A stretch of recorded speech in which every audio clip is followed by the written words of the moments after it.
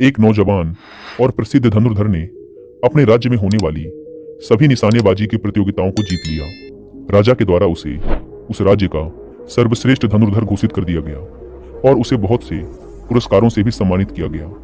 उस धनुर्धर ने यह निश्चय किया कि वह आसपास के सभी राज्यों में जाएगा और वहां के सर्वश्रेष्ठ धनुर्धरों को तीरंदाजी की प्रतियोगिता में हराकर खुद को इस दुनिया का सर्वश्रेष्ठ धनुर्धर सिद्ध करेगा। उसने अपनी यात्रा शुरू की। वह आसपास के राज्यों में जाता और वहां के राजा से कहकर तीरंदाजी की प्रतियोगिता का आयोजन करवाता और उस राज्य के सर्वश्रेष्ठ धनुर्धर को प्रतियोगिता में हरा देता। फिर वह सभी के सामने अपने शब्दों से उस हारने वाले व्यक्ति का मजाक बनाता और उसे अपमानित करता। उसकी यह विजय यात्रा काफी समय तक चलती रही। उसने कई राज्यों के धनुर्धरों को तीरंदाजी प्रतियोगिता में हरा दिया था। उसकी इस ना रुकने वाली जीत ने उसे भयंकर अहंकार और असीमित आत्मविश्वास से भर दिया था। फिर एक दिन अपनी यात्रा के दौरान वह एक नगर में ठहरा, जहां उसे किसी ने एक जिन मास्टर से प्रतियोगिता करने की चुनौती दी।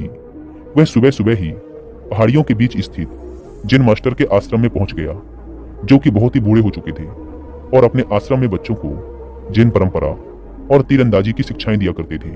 जिन मास्टर के आश्रम से बहुत से अच्छे और कुशल धनुर्धर धनुर्विद्या सीखकर निकल चुके थे और मास्टर भी अपनी निशानेबाजी के लिए अपने आसपास के क्षेत्र में काफी प्रसिद्ध थे। लेकिन उन्होंने कभी भी सार्वजनिक रूप से अपनी धनुर्विद्या का प्रदर्शन नहीं किया था और ना ही कभी किसी प्रतियोगिता में भाग लिया था। आश्रम के द्वार पर खड़े होकर उस जवान तीरंदाज ने अपनी गरजती आवाज में चिल्लाकर कहा, मास्टर, अगर तुम खुद को इतना ही बड़ा धनुर्धर समझते हो तो मुझसे मुकाबला करो और मुझे हराकर दिखाओ। उसकी भयंकर आवाज सुनकर आश्रम के सारे शिष्य वहां इकट्ठा हो गए और कुछ देर बाद जिन मास्टर भी वहां आ गए। उस नौजवान धनुर्धर ने जिन मास्टर को देखते ही अपना तीर निकाला और दूर पेड़ में बने एक निशान को अपना लक्ष्य बनाकर तीर छोड़ दिया। तीर सीधा जाकर अपने लक्ष्य में लगा। फिर उसने दूसरा तीर चलाया और अपने पहले तीर के 2 टुकड़े कर दिए।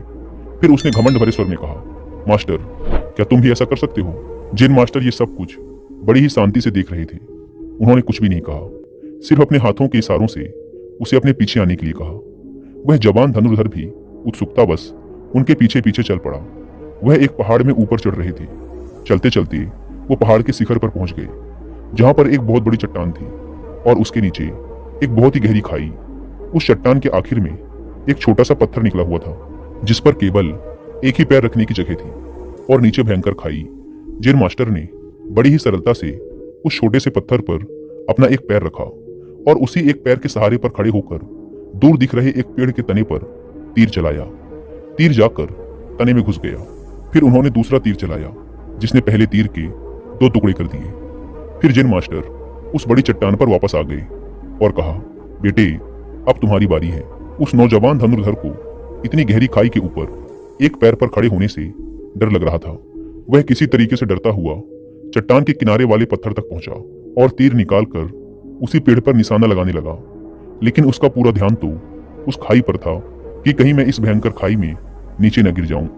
उसने तीर चलाया, लेकिन तीर अपने लक्ष्य से बहुत दूर एक पत्थर से जाकर टकराया। जवान धनुर्धर घबराकर जल्दी से बड़ी चट्टान पर वापस आ गया। अपनी इतनी भयंकर हार देख उसका सिर शर्म से नीचे झुक चुका था। यह देख जिन मास्टर ने कहा, पुत्र, तुमने तीर कमान पर तो नियंत्रण हासिल कर लिया, पर तुम्हारा उस मन पर अभी भी नियंत्रण नहीं है जो किसी भी परिस्थिति में लक्ष्य को भेदने के लिए आवश्यक है। पुत्र, इस बात को हमेशा ध्यान में रखोगी। जब तक मनुष्य के अंदर सीखने की जिज्ञासा है, तब तक उसके ज्ञान में वृद्धि होती रहती है। लेकिन जब उसके अंदर सर्वश्रेष्ठ होने का अहंकार आ जाता है, तभी से उसका पतन प्रारंभ हो जाता है। तुमने बिना पूरी दुनिया देखे ही खुद को विश्व का सर्वश्रेष्ठ धनुर्धर मान लिया, जबकि सच्चाई तो यह है कि इस दुनिया में कोई भी सर्वश्रेष्ठ हो ही नहीं सकता। क्योंकि जो एक परिस्थिति में खुद को सर्वश्रेष्ठ मानता है, हो सकता है कि परिस्थिति बदलते ही कोई दूसरा उसे बड़ी ही आसानी से पछाड़ दे। इसीलिए सर्वश्रेष्ठ होने का घमंड मन से हटा दो और नई चीजें सीखने के लिए हमेशा अपना दिमाग खुला और जागरूक रखो। वह जवान धनुर्धर मास्टर की बात समझ चुका था। उसे एहसास हो गया कि उसका धनुर्विद्या का ज्ञान बस अनुकूल परिस्थितियों में ही कारगर है और अभी तो उसे बहुत कुछ सीखना बाकी है। उसने तुरंत ही अपने अहंकार के लिए मास्टर से क्षमा मांगी और हमेशा ही एक शिष्य की तरह सीखने और अपने ज्ञान पर घमंड ना करने का वचन दिया। दोस्तों, इस कहानी से हम 3 चीजें सीख कर जा सकते हैं।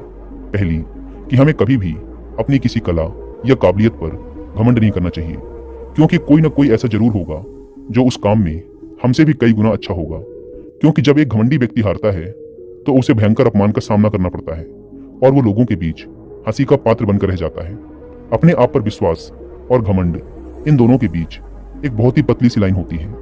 जब कोई इंसान ये कहे कि मैं भी ये कर सकता हूँ तो यह आत्मविश्वास है, और जब कोई ये कहे कि सिर्फ मैं ही ये कर सकता हूँ तो यह अहंकार है।